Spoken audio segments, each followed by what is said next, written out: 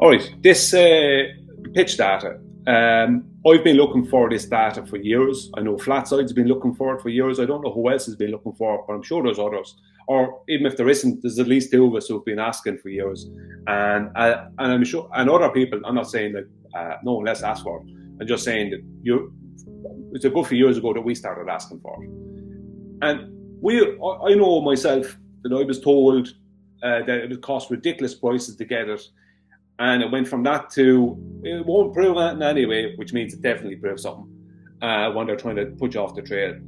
And with people like Wolfie and other commercial pilots on the Globe side, claim commercial pilots, who would not get it and didn't want to know about it and did their best to avoid it.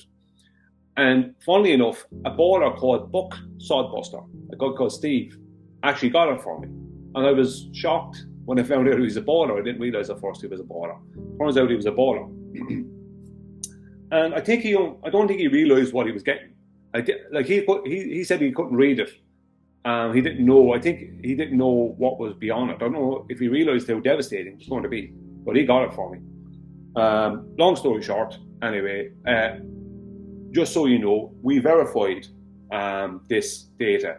Me and QE, Adam and Nathan, we went and we found the source, and even he sent us the source afterwards. He wasn't trying to hide that, but just because it came from a baller originally, I was like, hang on, is something wrong here? Is this some kind of made up PDF? But no, it's an official PDF from the NTSB, and the link for that I forgot to send to Flatside, but I will get it for Flatside.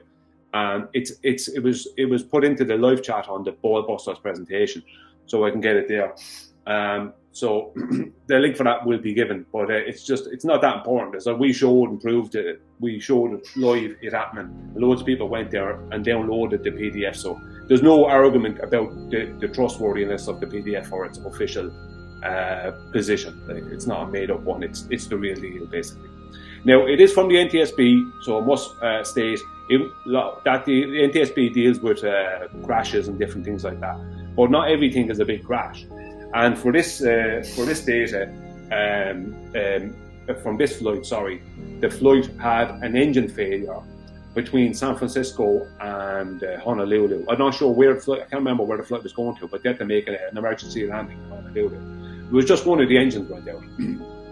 No one was injured, nobody was killed, everybody deplaned, and it's all in the PDF. Everyone deplaned, they landed fine, everyone deplaned, there was no problem. So there's no injuries or deaths involved in this. So I wouldn't have been able to use, and I wouldn't have used the data if there was anyone badly injured or anyone killed, obviously, on the flight.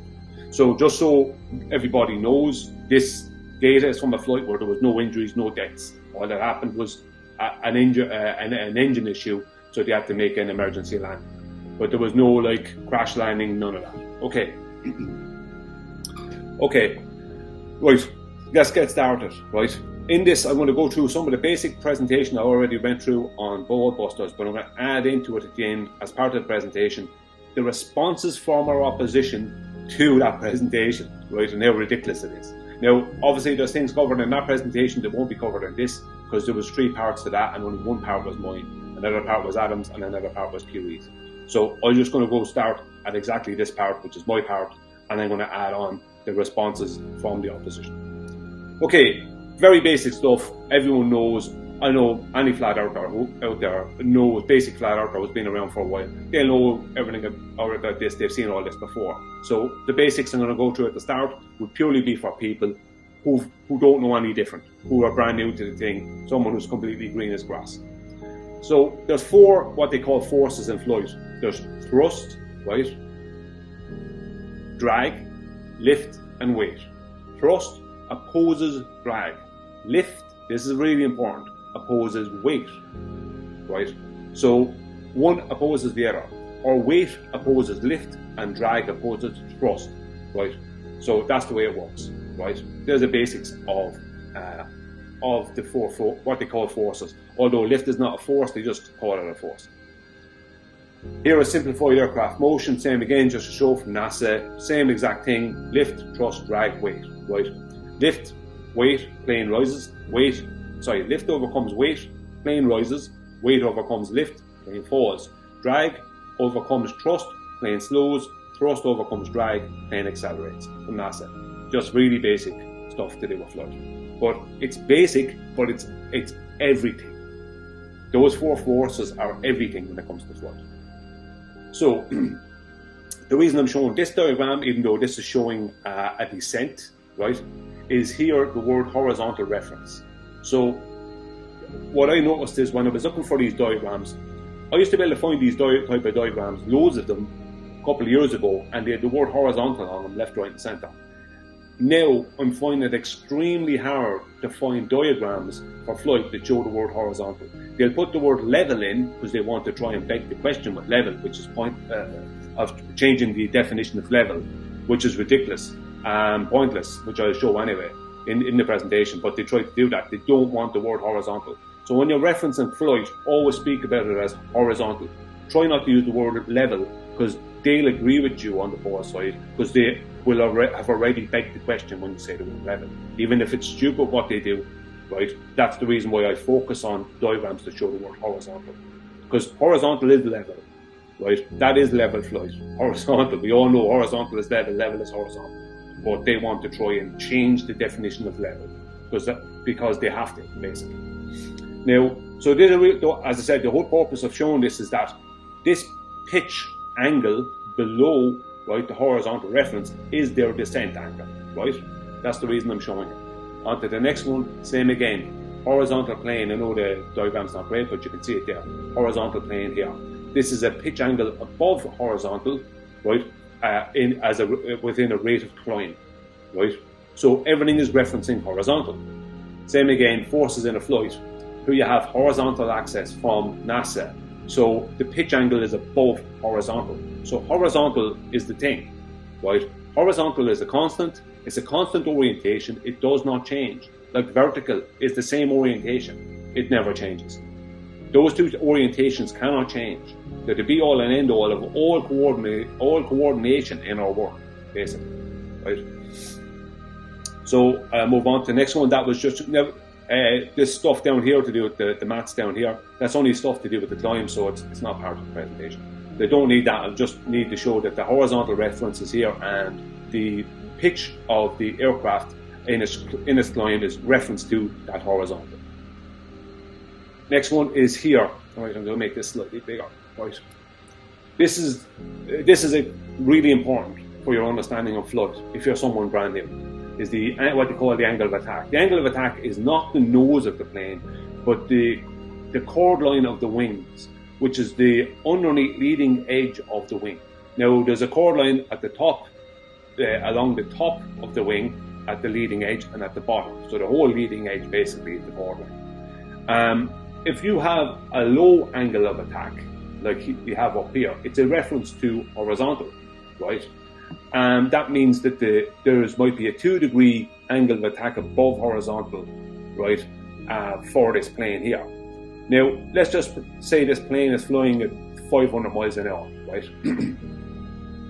If it raises its angle of attack here in the second part of if you come down from the top up to the one in the middle, if it raises its angle of attack, let's just say from 2 degrees to 4 degrees, and it holds the same speed, airspeed, what will happen is it will rise in altitude because it is generating lift. Because thrust generates lift and angle of attack generates lift, right? So they must keep a balance on those two. So for a pilot to be flying at 500 miles an hour and have a 2 degree above horizontal pitch, right, and hold the same altitude while going up to a 4 degree horizontal pitch, then they would have to pull back on their speed, right? So they have to go back to 450 miles an hour or something like that to hold the same altitude and but have a higher angle of attack. Now, well, we have the lower one here, the lower part of the diagram, where you might have a 6 degree above horizontal pitch, right? Now, to hold the same altitude with that much pitch, you would have to pull back on the speed more. So that would mean that you'd have to go back to maybe 400 miles an hour or something like that. So you'd have to lose 100 miles an hour from the top diagram to the bottom to hold the same altitude, right? Because your pitch angle is changing. So if you hold the same speed, what's going to happen? If you change the pitch, hold the same speed, what's going to happen is you're going to rise in altitude, right? If you hold the same pitch but increase your speed, you're going to rise in altitude. If you hold the same degree of pitch but decrease your speed, you're going to drop in altitude.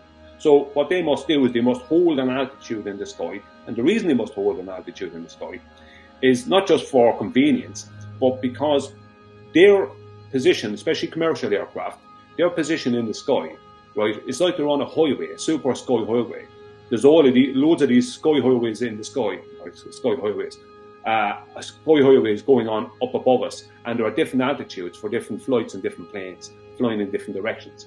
So if I'm a commercial pilot and I want to change my altitude, I must request with ground control to do that. I must say, can I change from 35,000 feet to 37,000 feet or 34,000 feet because of weather or because of this, that or the other thing? And they have to then okay for me to do that, so to make sure that the direction I'm flying, I'm not going to fly into the path of an oncoming plane, and I'm also not going to fly into the back of a plane that's flying in the same direction as me because I'm flying slower than I am. So I can't just, as a commercial pilot, I can't just change my attitude. Can't just decide to do that, right? You must request from ground control, right? So it's very important that the pitch and speed relationship is working perfect for that altitude to be held. Because any messing around with pitch is going to change your altitude depending on the airspeed. And any change of airspeed while holding the same pitch, or let's say angle of attack with the wings, that's going to change your altitude. So you can't have that. Now, obviously, if you're flying around the globe, you're going to follow an altitude, you have to follow a circle, right? So that means you're going to have to basically, all of this goes out the window. Basically what we're looking at here, all these aerodynamics of flight, when you're trying to fly around the globe, they all go out the window because they can't apply, because you must have a below horizontal pitch, which won't work, and I'll go into that in a minute why you can't have that. Here's an attitude indicator. We all know these, we've all seen these, right? The orange bars here, they're 0 degrees. That's your horizontal reference. So your horizontal gyroscope, right, that is in the plane, that is your reference for this attitude indicator, right? That holds a horizontal position. It creates the horizontal reference plane, and that is your 0 here, these 2 orange bars, right? And the whole purpose of the gyro is to hold rigid in space. They often will have pendulous vanes on them, and the whole point of pendulous vanes is for acrobatics, is that if a plane is doing big acrobatics, it can knock out the gyro. The mechanical gyro can be knocked out. So the whole point of the pendulous vane is as a damper system. That's what it does. So it increases its rigidity in space, not decreases it. Because if you, what we'll go into a bit later, if you want to make claims about a sphere Earth and a gyroscope, then you've got to claim that they're fluid in space, not rigid in space. Right? We'll go into that in a minute. So here is the same diagram again, but I have a pink line over the top of it. The reason I have that is just to show that this would be, let's say, if you were flying at a 2 or 3 degree above horizontal pitch, then this here, this orange, pink or purple line, whatever it is, this would be the chord line, the angle of attack in relation to this these 2 orange bars, which would be a horizontal. So that would be your angle of attack, which could be 3 degrees above the horizontal. And that would be an average, for the average commercial airliner, that would be the average pitch, 3 to 5 degrees throughout a flight at cruising altitude, because you have a fast speed, a slow speed, and a cruising speed. The cruising speed is your constant, right? So that would be, if you were flying, that's what you'd want to see. You want to hold that kind of position. If you're a pilot, that's what you want to be looking at on your attitude indicator throughout all of cruising altitude. Which, if you were flying like the last long flight I had, proper long flight I had was between London and Los Angeles, and that was 11 hours. So that means, with the exception of takeoff and landing, which you could take maybe an hour to flight out, you're talking 10 hours of basically being at cruising altitude. So there's 10 hours of, at all times, having a pitch above horizontal. Your angle of attack and your pitch of the nose is above horizontal at all times for that flight. Now, when it comes to the pendulous vanes, they make no difference. All they do is, all the pendulous vanes do is, as I said, is the damper system for these gyros. So if you're flying in a commercial flight, unless there's a lot of big banking or something happening going on, which doesn't happen with a commercial airliner, you don't have a situation where the gyro can even be knocked out, but they're there as a safety measure anyway. But that's all they do. Our opposition was saying for years that the pendulous vanes work through gravity just because they have a weight at the end of it. It's just begging the question. It's nonsense. They don't do any of that. They're just a damper system. That's like all damper systems. The whole purpose of them is to stop movement, not to create a movement or to help create a movement. That's just stupid nonsense from stupid people. Okay, I'm going to zoom in a bit on this. So this would be, let's say the green is the globe Earth. I'm just going to zoom in a bit. Right, this red line would be like an altitude above a globe. Right, here is the airplane's direction of travel, this blue line. So as I showed earlier on with the other diagrams, the airplane is always keeping a pitch above horizontal. Now there's a very good reason for that, but just to show here, they're always doing that, right? So if they were to fly around the globe, that is impossible because the blue line is a horizontal made in GeoGebra, so this is a definite perfect horizontal, and this red line will be an altitude above the surface of a globe Earth. So this altitude here would be, let's just say, now this is a bit over exaggerated for visual effect. This would be about 5-6 miles above for a commercial airliner, above the surface of a globe. So it wouldn't be as far away as that, but it wouldn't matter. It still would be a circle. So for a plane to fly with an above horizontal pitch and an above horizontal angle of attack, which it has to have, the angle of attack is the reason why they have above horizontal pitch, then they can't fly around this red circle. It's just not possible for them to do that, right? They have to fly with an angle of attack and an above pitch, above this blue horizontal line. There's no other way to do it. That's the only way they can complete what they're trying to complete. So they can't fly around this red line and fly with an above horizontal pitch. It can't be done. But that's what our opposition want to believe is happening. So if I just go on to the next one, sorry, not this one. So this here is 2 hours over a globe. So this is exactly 6 miles. This diagram is from GeoGebra. It's an exact 3959 globe that this is taken from. This point A here that you'll see me, this is 6 miles above the surface of the globe.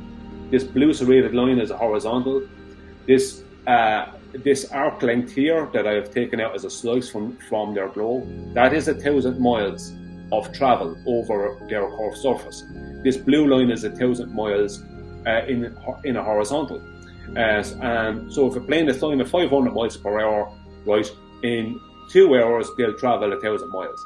So 2 hours later, if we go by how flight works and we go by how aerodynamics work, 2 hours later, then if they were to fly over a globe, then they would be 132 miles from the globe surface.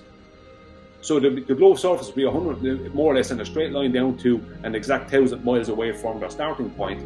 The globe surface would be 132 miles below them, right? Now that'd be a crazy altitude increase. Now if we take that 6 miles away, it would be 126. So basically what it means is that if a pilot flies a commercial airliner as planes fly in the way they're supposed to fly them, then if we lived on a globe, then 2 hours later, what would happen is that the pilot would be 126 miles out of altitude.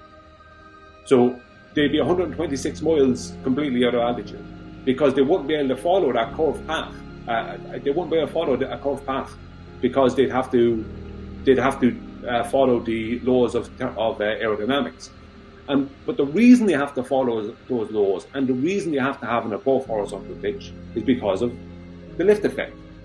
Right? This is the reason, and this is the commercial pilots I dealt with on the globe side, and anyone I dealt with that was a commercial pilot outside of that.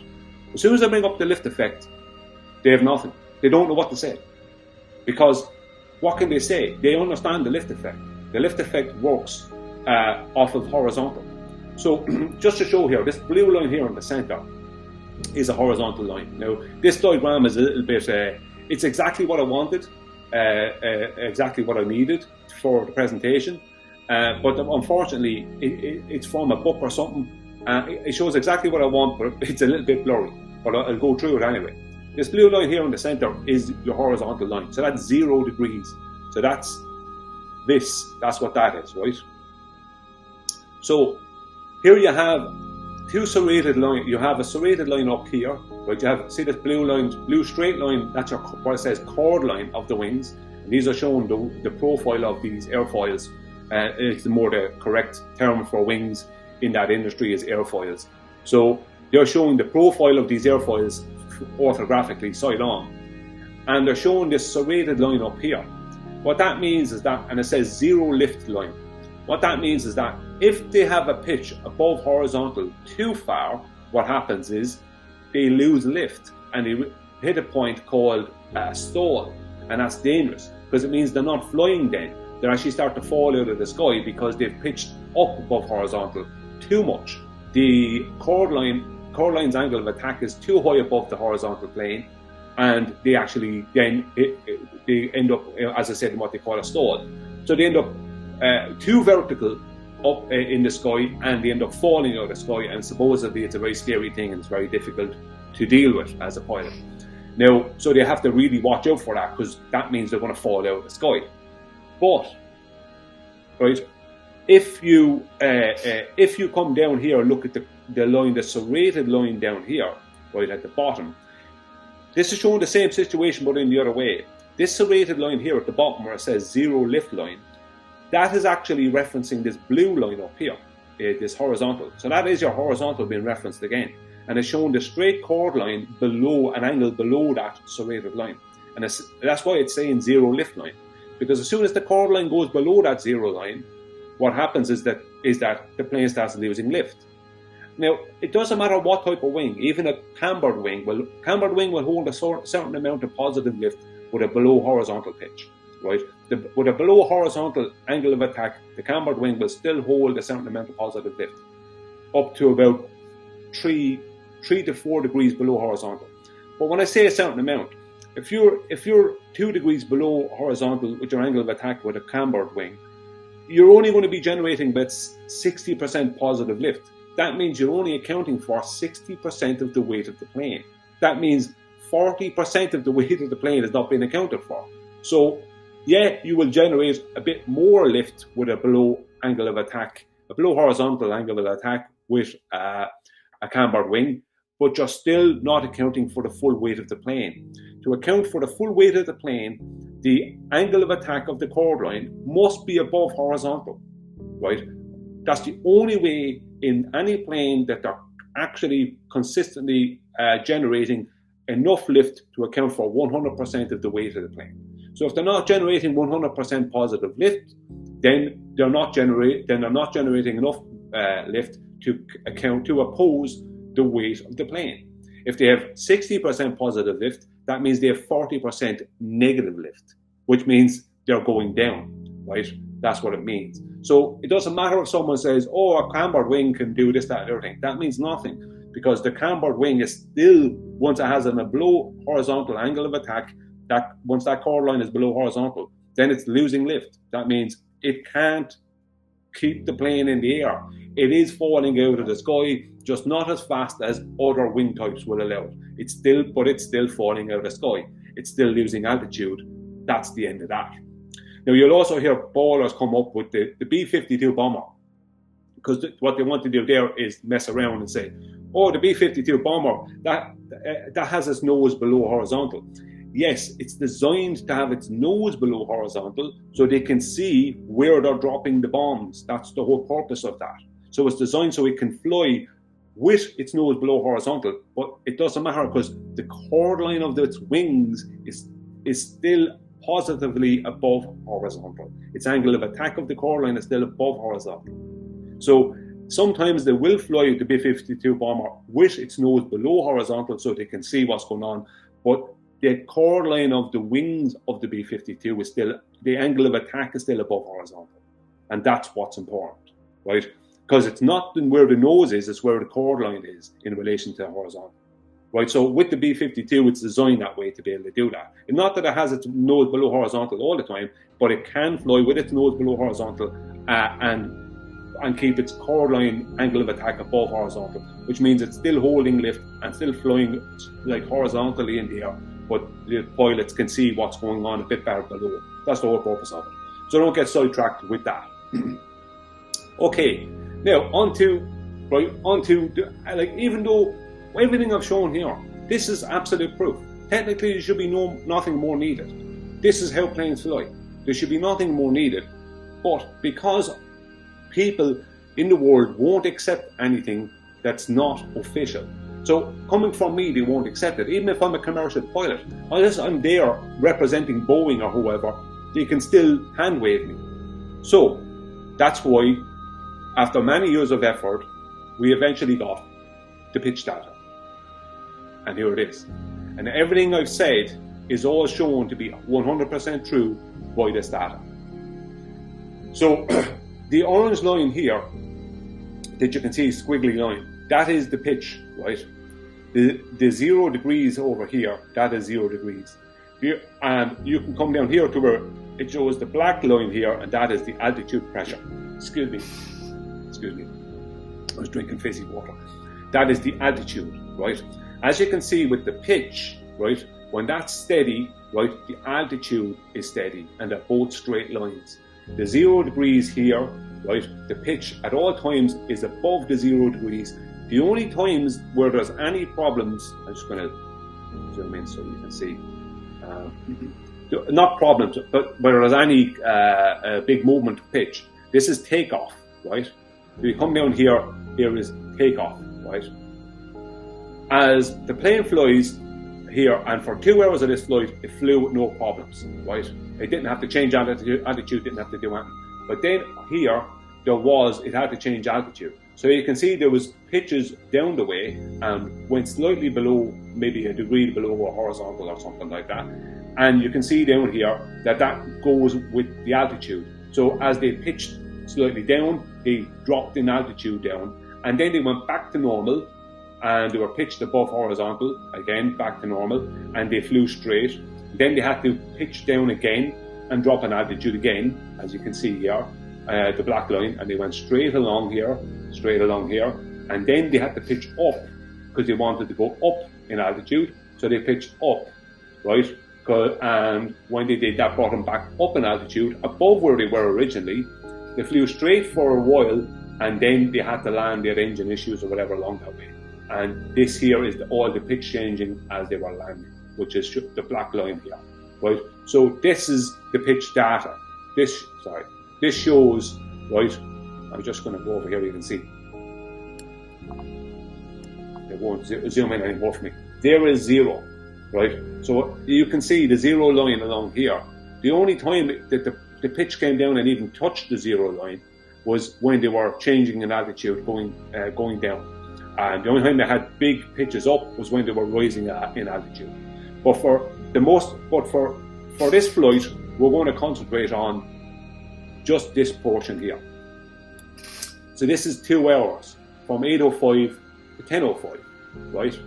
And if I just go to the next one, you can see that for those 2 hours of that flight, between when it was flying between San Francisco and Honolulu, there was at no point did they change altitude, which is shown here by the altitude pressure here. The black line is a completely straight line. I'll zoom in a bit so you can see it. So it's a completely straight line altitude pressure here. And at no point did they change their pitch. Their pitch was a constant 2-3 degrees, but it is about 3 degrees or something above horizontal.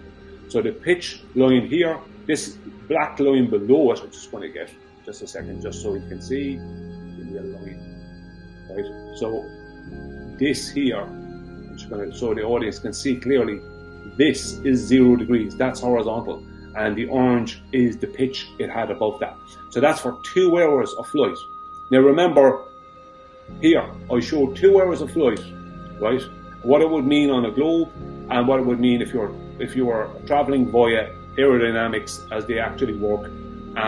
In reality, it would mean that you'd end up 126 miles above the altitude you should be at. That's what it would mean, right? But it's shown here in the pitch data, right, that for those 2 hours, because we worked it out at what speed this plane was going at, and the plane happened to be going at almost exactly 500 miles per hour. When you go by the nautical and statute mile and the ground speed and airspeed, we worked it out, and it was going exactly 500 miles an hour, more or less.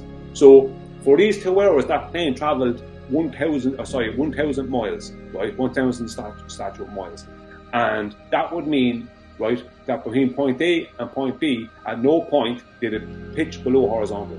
So if the Earth was a globe, what would mean is that the plane would have ended up 126 miles out of altitude. That means it would be 126 miles above the altitude it would have to be at on a globe. But the pitch data shows that the Earth is not a globe, but flat. It proves that the Earth is flat. This is not even an argument, as I said earlier. You can't argue with this. This is just the way things are. This is just a fact. It's just, as I said, green is just green. It's not red, it's not blue, it's not purple, it's green. Same way as red is not green, red is red. Purple is not purple, or purple is not green, purple is purple. Simple as. There's no argument here. You can't argue against this. So you don't need to argue it. It's just, it is what it is. Now, our opposition, I'm just going to show, I show here just the pitch. I just amalgamated the pitch and the altitude, so everyone can see where the pitch changed and when they changed the pitch, how it affected the altitude, blah, blah, blah, blah, blah. A lot of the time our opposition, they're saying, oh, the plane just holds an altitude and it follows around a curve and blah, blah. It's like, no, like for years we're telling them not to say the rubbish. And here we are, the pitch data proves it. At no point, the blue line here is the horizontal. At no point does that plane pitch below horizontal. Not that I'd expect it to do so, but this is the truth of the matter. So the whole flight was for that whole flight they were referencing this blue line, which is the horizontal, from takeoff to landing. So from San Francisco to Honolulu, at no point did they reference the globe, as is proven by the official NTSB pitch data of this flight. There's no way around this. Can't be beaten. Can't be argued with. It is what it is. So here is the pitch data again. This is those 2 hours. So this is the blue line is the horizontal. This is the orange line above it, and here is a blue line, straight line above a globe going 1,000 miles. This is the arc of that globe, 1,000 miles on that globe. Which one does that fit? Does it fit this serrated blue line, or does it fit this serrated arc length? Obviously it fits this serrated blue line, proving without a doubt that the Earth is a flat plane. No ifs, buts, no maybes. There is no globe. Globes don't exist, right? They only exist as a toy. They don't exist. We don't live on a globe. If we did, there'd be absolutely no way for an airplane to fly over that globe, because you would have to hold lift, which you can't do because you'd have to pitch down. Like, there is no way that you can fly a plane and over this curved surface and not pitch down. You would have to pitch down, and if you did pitch down, you'd be going below the zero lift line, and that means you're losing lift, so you're falling out of the sky. Right? No way around it. Now, technically, I could stop the presentation now, right? But as an added bonus, I want to add in what the ballers are claiming, right? This is what the ballers are claiming, right? This is how ridiculous their claim is. I'm going to go through it first here, and then I'm going to show the ridiculousness of it in GeoGebra. Actually, no, I think I'll actually, one second, I think I'll actually share my GeoGebra screen and then come back to that. So if you just give me a moment, I just want to share a different screen. Window. While he's doing that, I just want to say thank you guys all for coming. Hit the likes, share the show, subscribe to Brian's channel. Link is in the description. And awesome job, by the way, Brian. Thank you. I hope you're enjoying it. Fantastic, Brian. They can't deny this. That little section, that 2-hour section says it all, man. Says it all. Yeah. Can I ask Brian one question right quick? Hey, Brian, can I ask you, what's your favorite color? I had to make a QE reference, man.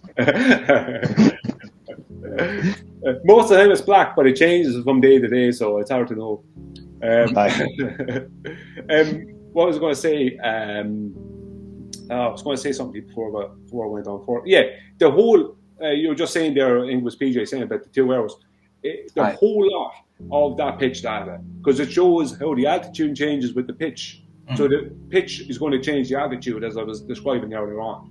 And like that's what it's going to do. They're holding the same speed, but they change the pitch angle, and that changes the altitude. So the whole lot shows, without a doubt, that the Earth is a flat plane. Absolutely. No way around it. So this next section there, I'll go back and I'll do this now, shows, if you go back on mute if you don't mind, shows their responses to it. This is how ridiculous their responses are. Okay, so in GeoGebra here, right? Just you're all seeing this movement. Just could you just confirm flat side? Yeah, Brian, I'll answer for him. Yeah, okay, that's fine. Just so I just wanted to know that you were okay, right? So what I have here is I have a globe. This is 1,000 miles. This blue section here is 1,000 miles on the globe. This blue line up here, to show you, that blue line there is a horizontal that's 1,000 miles long, right? This red line here, that is 6 miles altitude above the surface of that globe. Okay, no way out of that's 6 miles above the globe, right? So if a plane is going to fly from point A here and follow this red line, they're going to have to pitch below horizontal, right? And which means they're not going to have lift, which means they're in opposition to what the pitch data is showing, which means they're wrong, which means it can't happen, basically.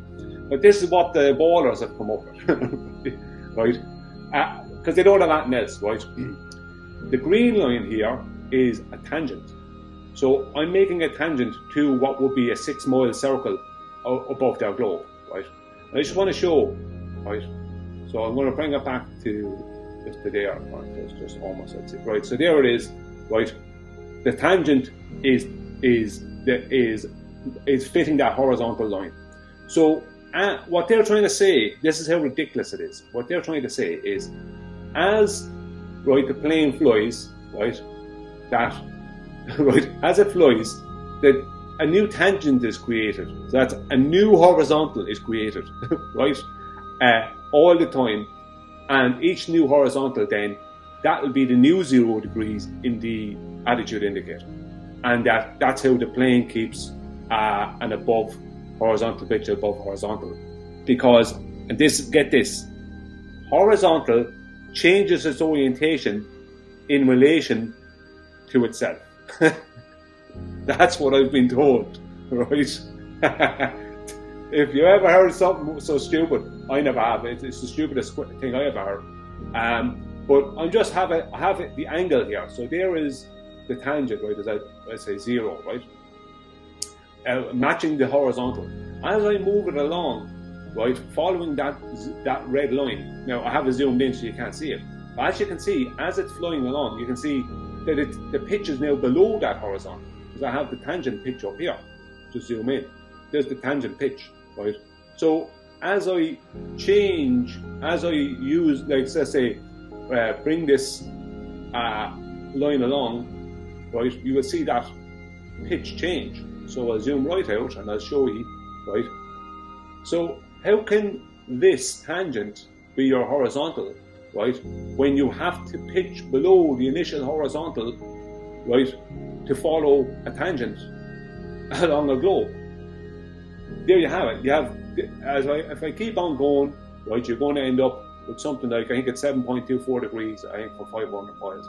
So if I just go here, right, how can the plane follow this curved path and end up with a 7.24 degree pitch below this horizontal line? How can it do that? It can't, right? Not only will it have lost lift way back here, it would start losing lift. Right at this point here, it's losing lift. It's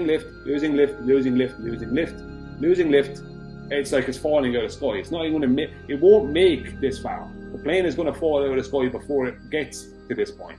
But according to what they're trying to say is that horizontal changes its own orientation, and the plane just follows that orientation. Right? This is how ridiculous their claim is. But that would require a pitch below this blue line. Now, that would mean that you lose all lift, and you'd be opposing the official NTSB pitch data.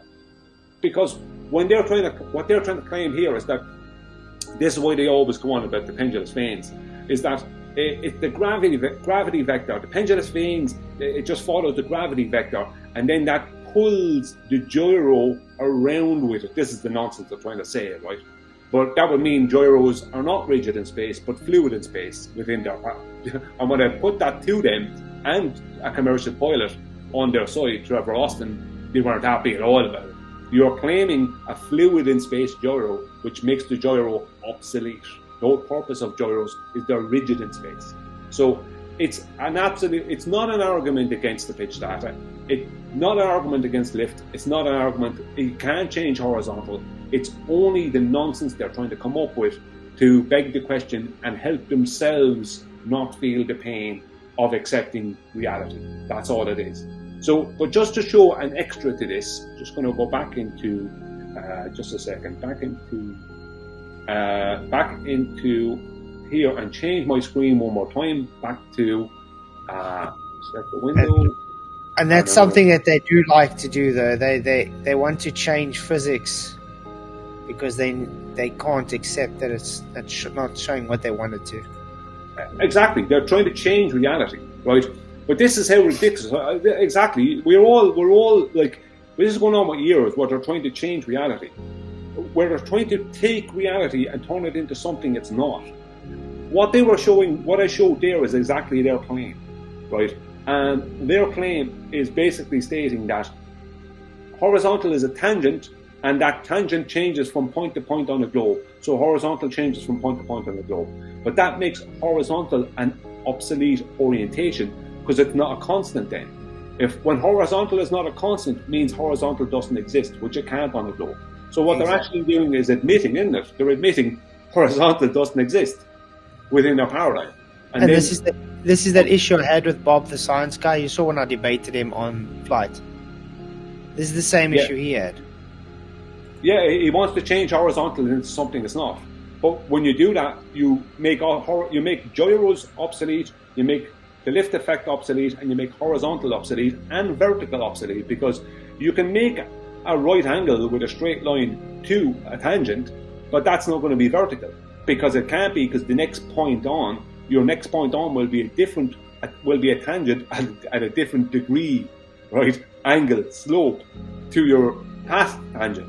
That means how can horizontal be at a different slope to horizontal? When horizontal is rate of slope 0, you can't change horizontal and to a different horizontal that's at a different slope or pitch grade to horizontal. It's crazy. You can't do it. It just can't be done. Not only can it not be done, but the pitch data shows that it's not being done. None of that is happening. So this is the thing. They're going to come up with, and they are coming up with crazy things, but it's purely crazy stupidity that they need to put out there to try and confuse as many people as possible, right? But I think this is one of those things that they won't be able to confuse the average Joe Soap on the street, because the average person on the street knows that that's impossible. That what they would be saying about horizontal changing into some other thing would be impossible, because horizontal can't change. It's a constant reference, and if it was changing, then it would show on the pitch, and I'm going to show exactly why it would show for anyone who may not understand why it would show. This is it. Just let me get a line. So I'm just going to make that a little bit thicker so you can all see it. Click on that. Now, so this line here, this is 0, right? This is horizontal. So what they're claiming, right, is that the pendulous veins, right, by reference 109 year out of date gravity force, right, and which pulls the pendulous veins weight towards the center of the globe, right? And by doing that, that then causes the horizontal gyroscope to then change from its position of this to this and this and this and this. So now that 0 is not where it was originally; it's here, right? But what they forget about is this, right? Just give me another line. Right. So let's just say this is your pitch degree above that starting horizontal, right? This is how ridiculous their claims are. So if that's your pitch degree, I'll just make it a different color, just so people can differentiate, right? So if that's your pitch degree above this blue line, right? This purple line is the pitch degree above this blue line. If they were flying around a globe and the pendulous vein, right, is referring to a force of gravity which is 109 years out of date in their paradigm, And it was then pulling, right, because it was going towards the center of the globe, it was then pulling the zero, right, out of that its initial position, then this would be happening. But there's two problems. Number one, I'll go into the second problem in a while. The first problem is this. If the mechanical gyro changes its orientation, that doesn't change the pitch, the initial pitch of the aircraft. So if the mechanical gyro changes its initial position, if zero, instead of being here, an hour later is down here, right, that's not going to make any difference to this purple line. This purple line must be controlled by the pilot and set then by the pilot as the autopilot takes over. It'll just hold that, right? The autopilot there's no connection between the mechanical gyro and its cage and the plane. Just because the mechanical gyro changes, if a mechanical gyro decided that zero was down here an hour later, that doesn't make any difference to this pitch, to this purple line that was set or held, that has been set or is being held by the pilot. The pilot or the autopilot would have to be psychically connected, right? Psychically connected to the mechanical gyro, and then have to be following it constantly. So there would have to be a constant change, right? Someone constantly they are changing this pitch down to follow that zero. That's what would have to happen. As well as that, everyone in the plane would have to constantly have their seatbelts on, and nobody could ever get a drink. There'd be no staff able to go around with the trolleys. They'd all have to be put away, because what would happen is they would be falling forward, right? So everyone would have to be strapped in because they'd constantly be trying to follow this blue line. Now, do they do that? No. Is that shown in the pitch data? No. What's shown? That none of that happens. That's just crazy baller nonsense, right? Crazy ideas from stupid people who have psychological issues who can't handle reality. That's what I love how you say it. Amen. Yeah, we all know, and that's how ridiculous their claim is. Their claim is so ridiculous that they think that this zero can change, and somehow psychically the plane goes, oh, hang on, the gyro changed, that means I must change. No, either the pilot changes it, right, or the autopilot holds exactly where it is. There is no mechanism in an airplane, and there never will be, for the mechanics within an airplane to psychically connect to a mechanical gyro. That will never happen. Yeah, now, but you know what? It's weird because they don't understand the mechanics behind the gyro. They think it is trying to adjust for a gravity force that's not there, as you said. It's just simply putting it back into its rigid plane because it has a rigid plane set. It's as simple as that. It's like trying to force a spinning tire out of its reference. It wants to force itself back. And that's all the pendulous vanes are doing. Exactly. It's just a damper system. For this to happen, for this blue line to change its position, then the gyro would have to be fluid in space, making it obsolete. It would also make the lift effect obsolete, because what would happen if this was happening, right, and this didn't happen, right, this wasn't following it, right, so the pilot wasn't there, but although that's after going down, we better follow it. What would happen would be, if we go back to here, right, it would be this pitch angle would be changing from here to this bigger pitch angle, and what would happen then? They'd be raising in altitude because their pitch would be so much higher above the now zero line. And what would happen then? They'd be going up into the flight path of other planes. It would be absolute carnage. What they're trying to claim is stupid, crazy nonsense that they didn't even think out themselves. There is no way out of it. The pitch data proves, without a shadow of a doubt, the Earth is a horizontal plane. End of story. There is no more debate to be had. Now, the debate will continue because people won't understand, especially in their opposition. They won't be letting go. But there is no more debate. That's it. It's over. What they're claiming can't be done. It can't be done. This can't be violated. End of story. That's the end of the presentation. Thanks for watching. That was awesome. Really, really appreciate it, man.